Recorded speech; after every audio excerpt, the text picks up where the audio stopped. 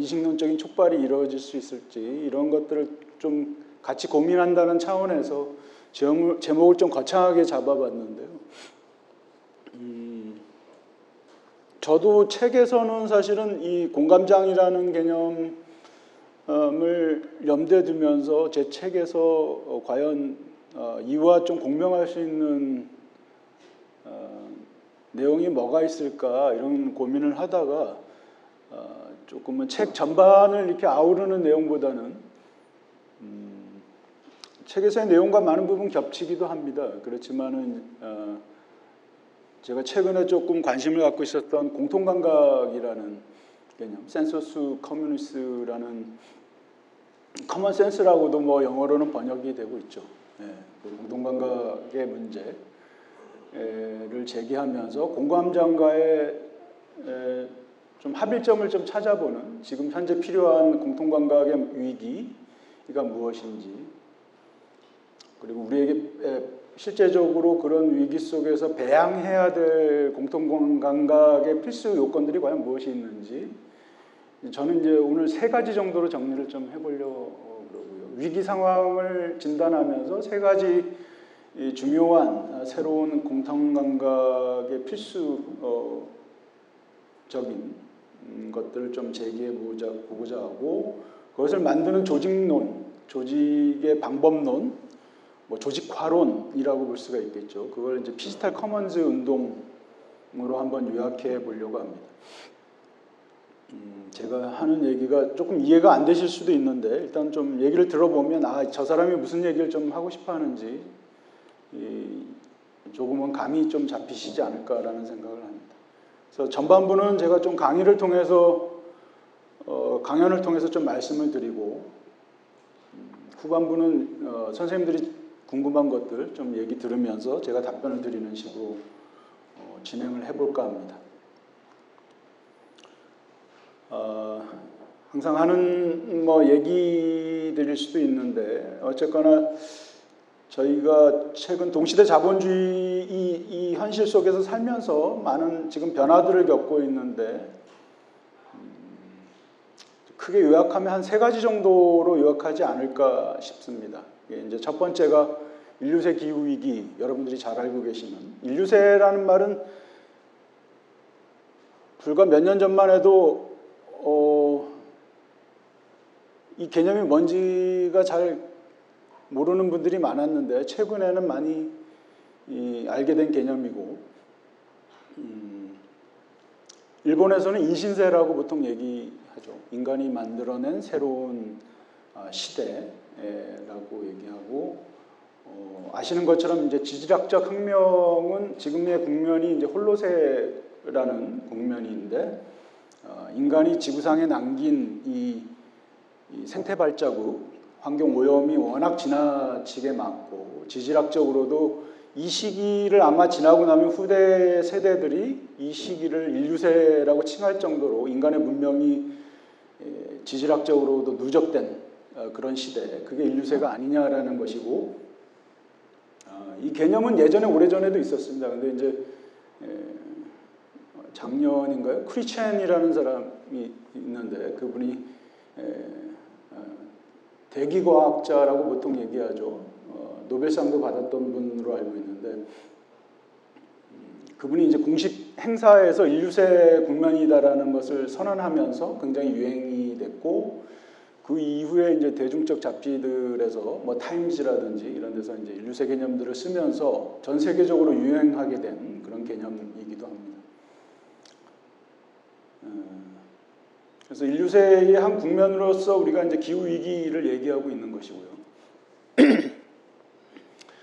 기존에도 우리가 환경 문제는 계속적으로 문제 제기를 했었죠. 근데 이제 인류세 얘기를 하게 된 근거는 행성의 고통, 지구 자체에 우리가 주목하게 된 지역 환경 운동 얘기하시면 보통은 지역적인 로컬에서 발생하는 환경 문제라든지 이와 관련된 환경 운동가들의 뭐 생태 이슈와 관련된 투쟁이나 뭐 이런 얘기들 많이 하는데, 지금의 인류세 국면에서의 문제는 이제 행성 그 자체, 지구 자체의 고통에 대한 천착 이런 것들이 이제 중요하게 되고 결국은 그 재난의 형태가 거의 전 지구적 위기로서 공동 운명체로서 인간 뭐 생명뿐만 아니고 크게는 인간에게 가장 큰 영향력을 미치는 거겠죠.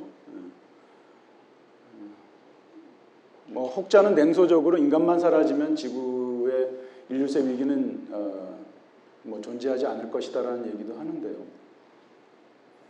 어떻게 보면 인간 문명이 만들어낸 배태한 위기라고 볼 수가 있겠죠. 그래서 그로 인한 기후 재난도 가속화되고 여전히 그것의 해법조차도 이제 인간 중심주의로 가고 있죠. 여기서 얘기하는 인간 중심주의는 영어로는 anthropocentri즘이라고 얘기하는데 휴머니즘이 아닙니다. 보통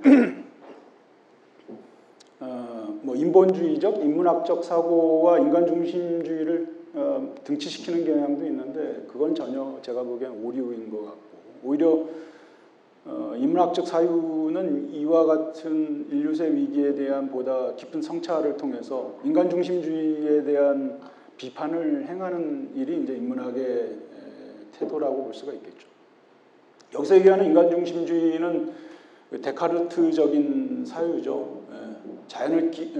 자연을 도구화하고 인간이 그 위에 쓰려고 하고 인간의 과학과 기술로 모든 것을 다 해결할 수 있다라고 보는 기술 만능주의 이런 것들이 이제 인간 중심주의의 연장이라고 볼 수가 있겠습니다. 인류세 극복도 그에 의거한 해법들이 굉장히 많죠. 뭐 탄소를 저감한다든지 흡수한다든지 온실가스를 지구 밖으로 빼내게 하는 방식이라든지 상당히 검증되지 않고 상당히 장기간의 과학기술적 비용들이 소모되는 그런 형태의 해법들이죠. 그러니까 본질적인 자본주의의 문제라든지 구조적인 문제라든지 이런 것들보다는 굉장히 기술을 통해서 돌려막기 할 수 있다라는 지구의 위기를 구원할 수 있다라는 그런 의식들이 계속해서 가고 있죠. 보통은 그것을 이제 뭐 녹색 근대주의, 그러니까 근대주의적 그런 그 발전과 성장을 계속해서 끌고 가면서 과학기술을 통해서 부작용들을 국부수식으로 제거할 수 있다라는 그런 의식이라고 볼 수가 있겠습니다. 근데 그게 이제 굉장히 강하죠. 뭐 그린 자본주의라는 형태로 나오기도 하고 최근에는 그린 와싱이라고 하는 그렇죠. 녹색 어떤 정책을 통해서 자본주의를 부양하려고 하는 새롭게 이제 그런 시도들 그런 것들을 다 합쳐서 인간 중심주의라고 볼 수가 있겠죠. 여전히 그 기후 위기에 대한 태도와 관련해서 변화된 지형이 변화된 어떤 태도 변화라든지 이런 것들이 부족한 현실이라고 볼 수가 있겠습니다. 코로나19 변수는 지금은 굉장히 상당히 한 고비를 넘은 듯한 느낌이 들지만 여전히 이제 다 여러분들이 인지하지만 이와 유사한 변종이나 다른 형태의 또 다른 형태의 바이러스의 재난 이런 것들이 언제든 또 우리를 휘몰아칠 수 있다라는 것에 대한 불안감, 위기감 이런 것들이 여러분들이 계속해서 갖고 있는 생각이라고 볼 수가 있겠습니다. 이 또한 사실은 기후위기하고도 연관되어 있죠. 인수공통 감염병이라는 것이 결국은 이제까지 인간과 자연 혹은 생명들이 각기 구분된 공간 속에서 지역 속에서 있었던 그런 조건들이 무너지면서 바이러스가 동물을 타고 인간에게 착근하는 방식으로 인해서 벌어진 위기였다라고 볼 수가 있고요. 이제 그로 인해서 우리가 또한 많이 의존하는 것이 이제 기술적인 해법이었고 이후에도 얘기를 하겠지만 그런 기술적 해법들이 주로 온라인 공간을 통해서 소통을 하는 방식들 이런 것들이 가진 편리함이나 효율성은 분명히 있지만 그것이 이제 관계적인 감각이나 이런 부분에서 사회적 관계적인 측면에서 약화하는 측면들이 있죠.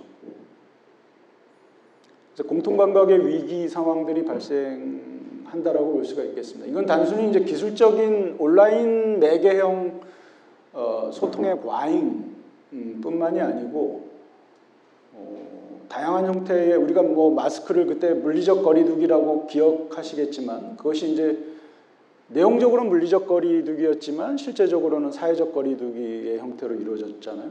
이제 그런 것들이 타자에 대한 관심이나 이런 것들이 더욱더 소멸되는 그런 국면에 있었고 여기에서 적고 있는 이제 약자 돌봄의 공백이라는 형태로 드러났고 각자 도생의 논리들이 강화되는 그런 형태로 보여졌죠. 그게 이제 코로나19 변수가 지난 3년 동안에 우리에게 보여줬던 상황들은 관계적 감각이 계속해서 소멸되거나 사라지는 그런 측면의 것들이 또 부각됐던 그런 현실이라고 볼 수가 있겠습니다. 마지막에 세 번째는 이 인류세 기후위기 코로나19 변수와 함께 빠르게 한국 사회에서 지금 논의되고 있는 게 디지털 전환이죠. 재작년부터 인문학 쪽에서는 아직 그런 논의는 없지만 이제 사회학 쪽에서 디지털 전환 관련된 논의가 많고 특히 이 정부 들어서 디지털 전환 얘기를 하고 있는데 요새는 또 디지털 전환과 관련된 특별한 논의는 없는 것 같아요. 주로 인공지능 관련된 챗GPT 얘기가 거의 온라인 공간을 거의 장식할 정도로 계속해서 일어나고 있습니다. 근데 저는 그걸 이제 피지털화라고 하는데 한국 사회에서 디지털화라고 하는 것은 뭐 90년대 아시다시피 80년대 PC가 개인 컴퓨터가 확산됐고 80년대 중후반부터 PC 통신을 쓰기 시작했죠. 어떻게 보면 디지털화라는 것은 그때부터 시작된 것인데 지금의 국면이 그때하고 조금 다른 것은 그리고 90년대 중반서부터 우리가 인터넷 상업화가 됐거든요. 기억해 보시면 94년부터 KT에서 코넷이라고 해서 KORnet, 코넷이라고 해서 우리가 초고속 인터넷 상용화 서비스를 처음 시작한 때가 94년입니다. 학교에 들어온 게 아마 그때 비슷하게 이제 인터넷을 쓸 수 있는 환경이 됐었고요. 90년대 말이 되면 이제 99년 인터넷 가입자 가구 수가 1000만 가구가 넘어서게 되거든요. 그러니까 거의 전 가구가 인터넷을 쓸 수 있는 그것도 초고속 인터넷을 쓸 수 있는 환경이 90년대 말에 이루어지죠. 그때의 디지털화와 지금의 디지털 전환이라는 것은 뭐가 다르냐? 지금은 이제 뭐 어떻게 보면 디지털화를 통해서 전 사회적인 변화들을 경제적인 부분뿐만이 아니고 뭐 사회적이고 뭐 정치적이고 플랫폼 정부라는 얘기도 하잖아요. 뭐 인공지능 정부 얘기도 나오고 그것의 정확한 위상이 앞으로 어떻게 될지는 모르겠지만 경제나 사회 영역뿐만이 아니라 전사적으로 디지털을 하나의 사회 변화의 동력화하겠다. 보다 본격적으로 뭐 우리의 먹거리의 중심으로 삼는 것은 물론이거니와 이전 문재인 정부 때도 이제 많이 얘기했던 게 이런 IT 핵심 기술을 개발해서 선도국가로 가겠다라는 게 국가의 중요한 목표였잖아요. 이제 그런 부분에서 전혀 달라진 게 없고 지금은 경제 영역에선 디지털 경제 패권국가 이 현 정부에서의 초기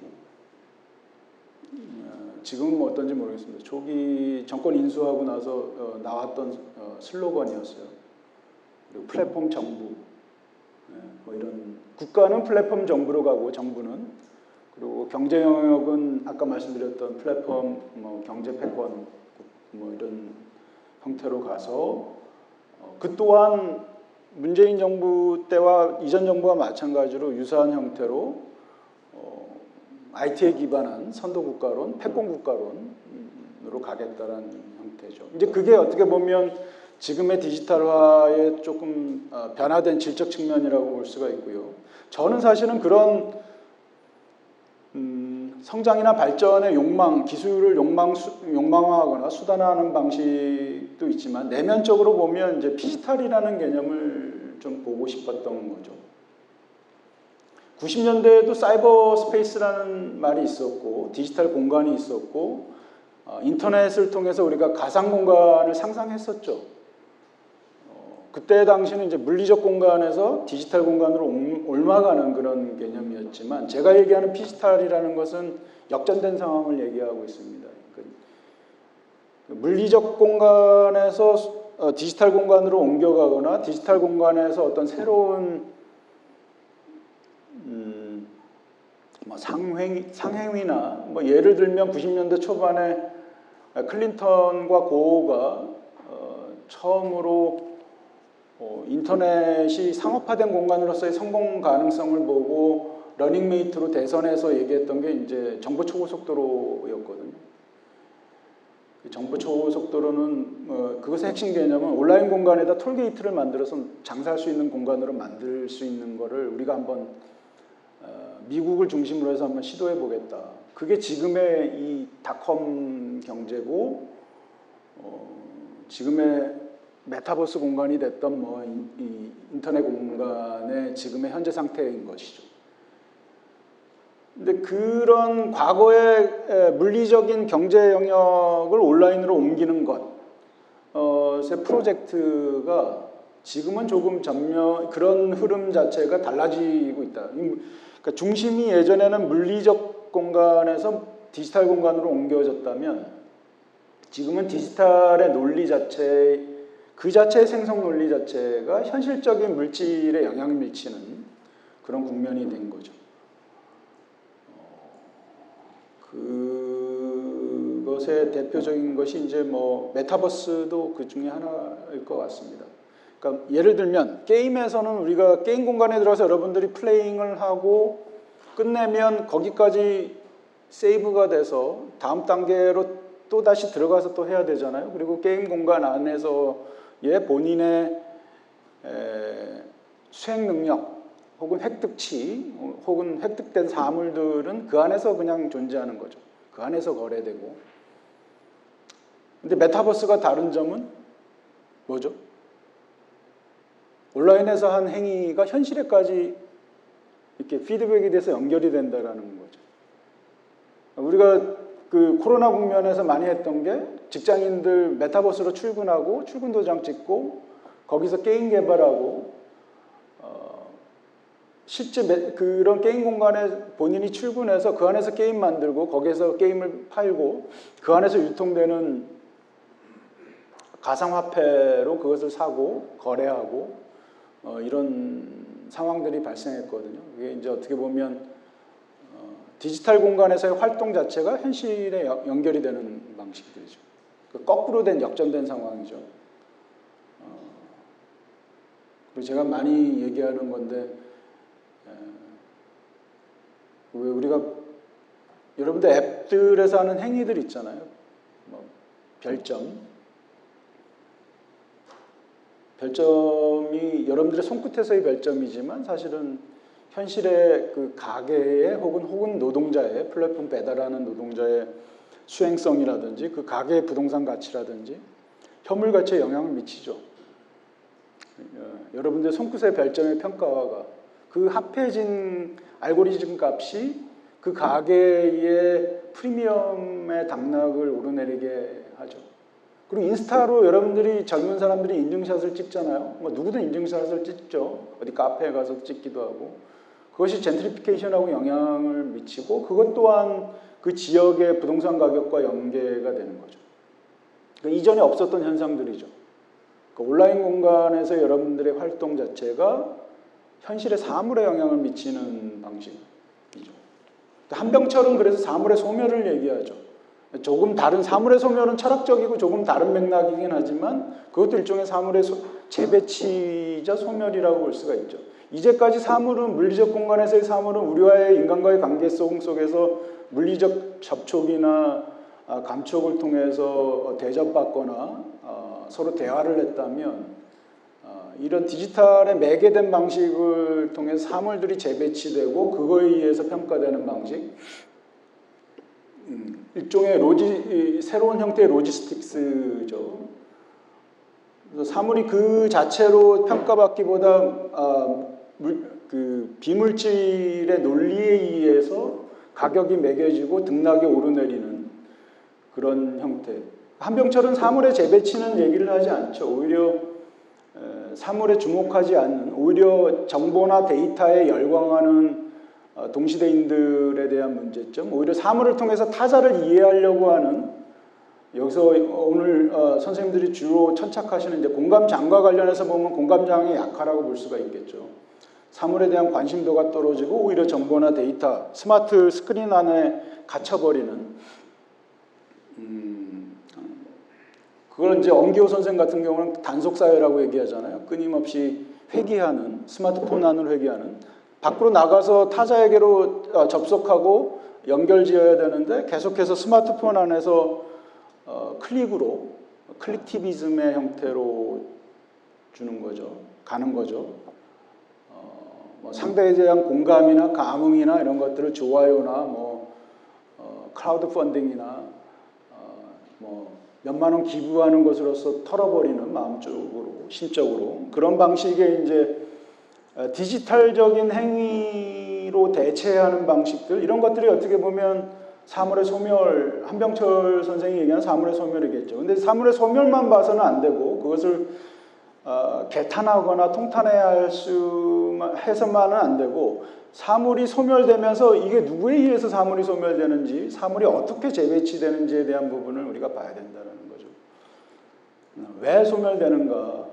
그거의 메커니즘을 읽으려면 사실은 이제 지금의 피지털화라는, 주로 그 피지털화를 주도하는 것은 자본주의, 현대 동시대 자본주의고, 그것을 명명하겠다라고 한다면 이제 플랫폼 자본주의라고 할 수가 있는 거죠.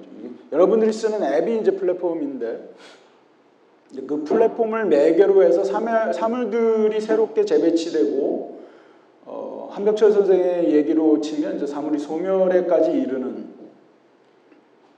그런 현실이 피지털 국면이라고 할 수가 있겠죠. 피지털은 아시는 것처럼 피지컬과 디지털이 합쳐진 말입니다. 혼재된 현실이지만 혼재된 공간, 여기에서 이제 디지털이 오히려 리얼리티,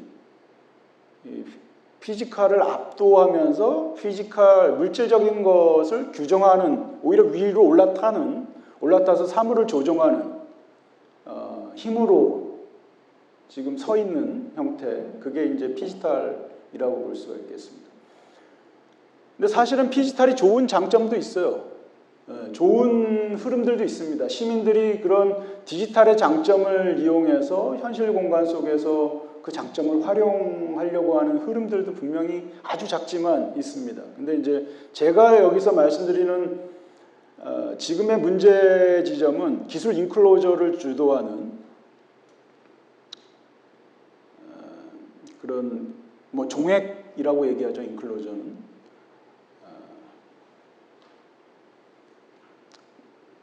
공동체적인 것, 뭐 인민의 것, 뭐 농민들이 원래 경작하던 땅을 귀족들이 그것들을 사유화하고 그것을 거대 목축장으로 만들어 버리잖아요.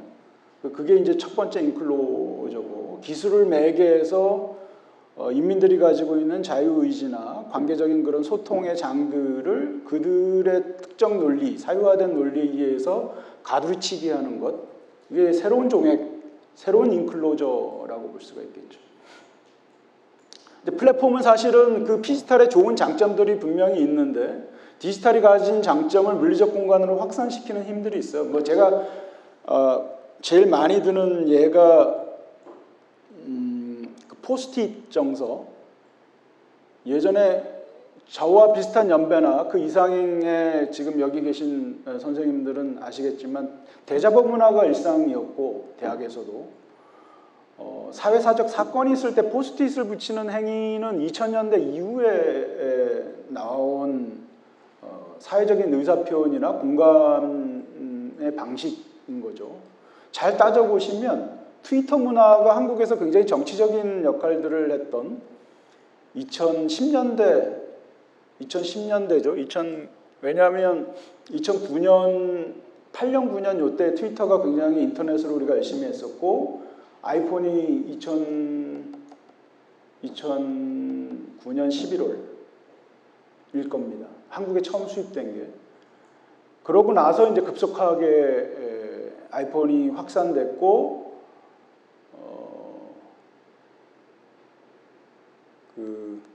사회적으로 정치적으로 목소리 내는 뭐 소셜 테이너라든지 이런 개념 기억나세요?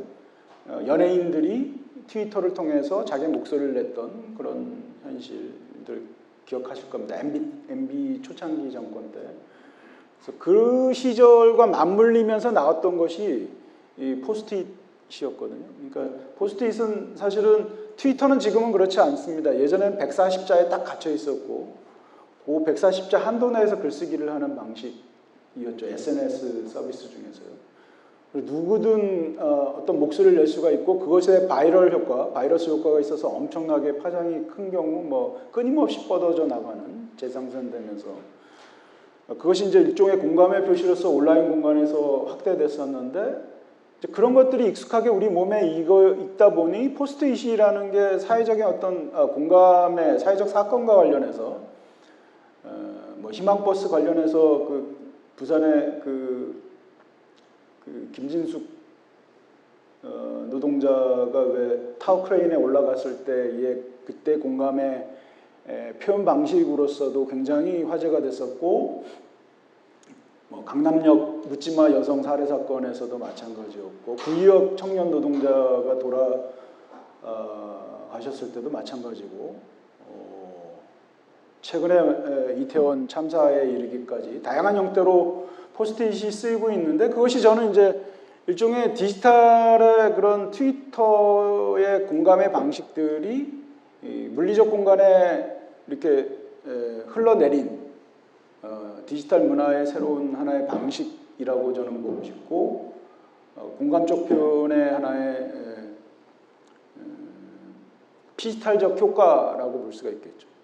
이제 그런 사례들이 많지 않아요. 근데 흔하지 않는데 지금의 아까도 말씀드렸지만 여러 가지 형태의 좋아요라든지 다양한 주목경제의 다양한 아이콘이나 이모티콘이나 댓글이나 인증샷이나 이런 형태를 통한 그 사물에 대한 통제나 컨트롤, 재배치, 아까 말씀드렸던 로지스틱스 이런 힘을 주도하는 것은 자본주의의 권력이고 그것의 핵심적 권리가 플랫폼이고 그것이 구체화된 양상들이 여러분들이 손에 쥔 플랫폼 앱이라는 거죠. 그 앱을 소유한 이들이 그 안에 이제 개발자들이 있겠죠. 그들의 논리가 피지털의 핵심 축으로 작동하고 있고 우리의 감각들을 계속해서 새롭게 바꿔내고 사물과의 관계들도 바꿔낸다는 거죠. 그 사물은 여기서 사람도 포함되는 겁니다. 그죠?